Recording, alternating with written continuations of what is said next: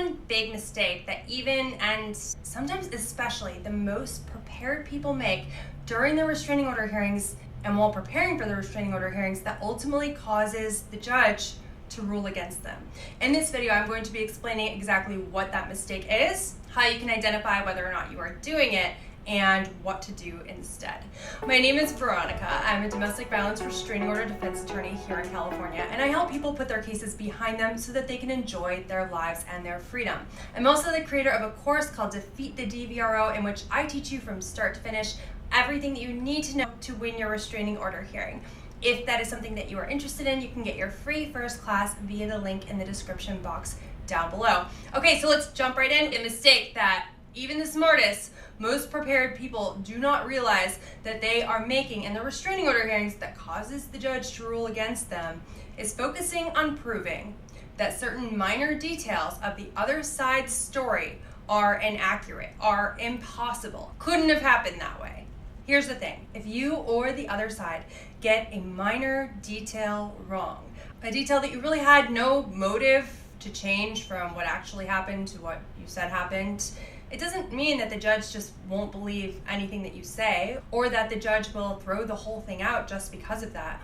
People forget things. People get small details wrong. If you focus on these unimportant details, then you can come across as overbearing, overly nitpicky, especially if you are the respondent. Sometimes it can be hard to tell, okay, what is a minor detail and what is something more important that I should really focus more on? So let's go through a few examples of these situations. Example number one, the petitioner claims that you ripped her shirt during a physical altercation, but she wasn't just wearing a regular shirt that day, she was wearing a hoodie. And so you spend a lot of time gathering evidence of what she was wearing that day. You gather witnesses, maybe a photo from earlier that day showing that she was wearing the hoodie. Maybe you even look up what the weather was like outside that day so you can prove that she wouldn't have just been wearing a regular shirt. She wore a hoodie. It was too cold to just wear a regular shirt that day.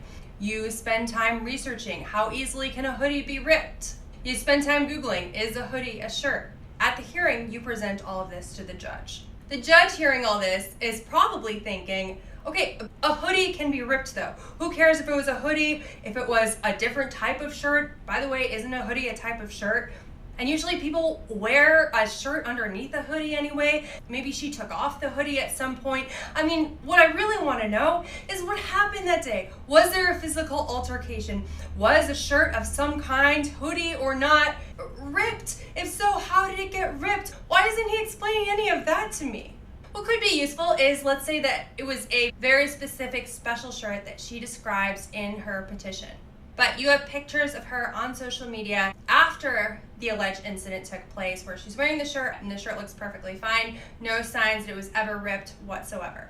Now that's not absolute proof because maybe she posted a picture that she had taken earlier, maybe she bought a new shirt of the same type, maybe she edited the photo so that you can't see that there was ever a rip in it, but it is something. It's certainly more useful than Googling is a hoodie a shirt and presenting that to the judge.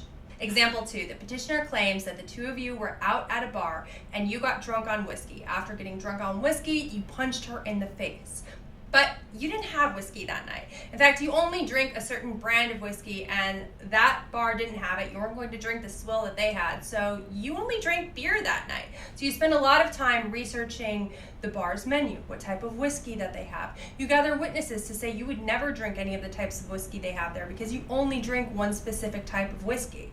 What the judge is gonna think if you try to present that is, who cares what you were drunk on? You were drunk, right? You were at a bar, you were drinking, you admit that you were there. Did you punch her in the face? Why aren't you explaining that? Why are we talking about whiskey or beer? What would be helpful to the judge is if there are photos of her on social media or photos of her otherwise that you have shortly after the incident, hopefully the next day, showing that there are no marks on her face. That would be helpful to the judge. Now, you can punch someone in the face and they might not have a mark the next day. They might put makeup on the mark. They might put a filter over it. But again, it certainly helps. And rather than going for a minor detail there, you're going for what's important. Example number 3, the petitioner claims that the two of you first got into a verbal altercation because you were mad that she was late getting home from work that night. And then it turned into a physical altercation during which you pushed her down the stairs.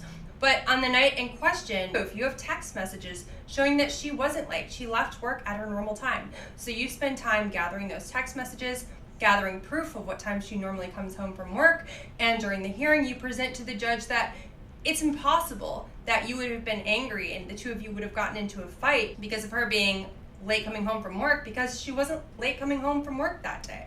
What the judge is going to think if you present that is, okay, who cares what the fight was about? There are probably a lot of arguments that the two of you got into. It doesn't matter, did you push her down the stairs or not? What would be helpful to the judge is if the petitioner is so bold as to claim this, but there are no stairs in your house, then it would be important to show, maybe the Zillow listing, or take a video tour through your house showing that there are no stairs there.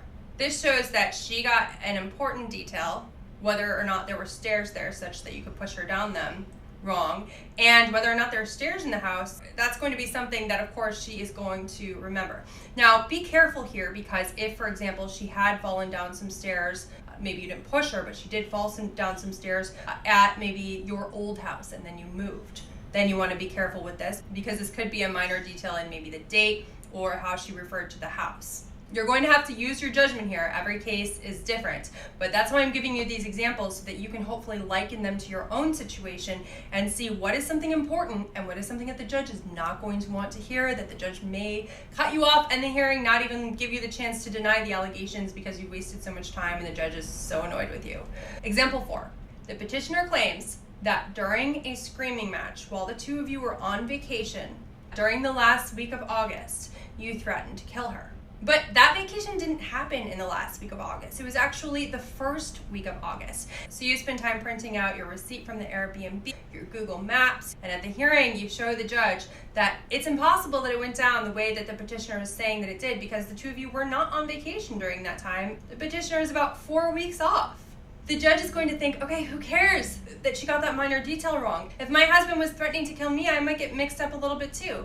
You didn't even deny that. Why haven't you addressed whether or not you threatened to kill her? Now, what would be helpful is, let's say that this was a vacation with other couples and the two of you were never actually at the vacation house alone.